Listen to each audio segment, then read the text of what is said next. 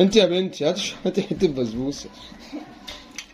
عايز حته البسبوسه؟ اوعى كده ايدك. في ايه يا ام؟ الحقي. ايه ده ما فضلش الا الطبق ده من الصينيه، بيقول لك فيه يا امي تعالى كلنا. وبعدين انت اصلا ما بتعرفيش تعملي يا امي حاجه اليومين دول، اقسم بالله.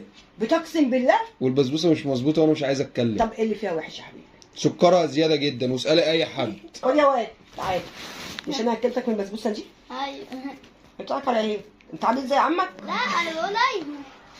طيب البسبوسه دي فيها حاجه زياده؟ لا كلها حاجه حلوه. تمام. هو مش حضرتك البسبوسه دي هو ده اللي فاضل من الصينيه الكبيره؟ الصينيه كانت قد كده ادي كده. وبعدين بتقول سكرها زياده صح؟ طب الحمد لله انا اللي عامله البسبوسه والمدام بتاعت حضرتك هي اللي حاطه السكر. لا والله. انا شايله عليه. لا على فكره سكرها مظبوط جدا. يا راجل وانا بقى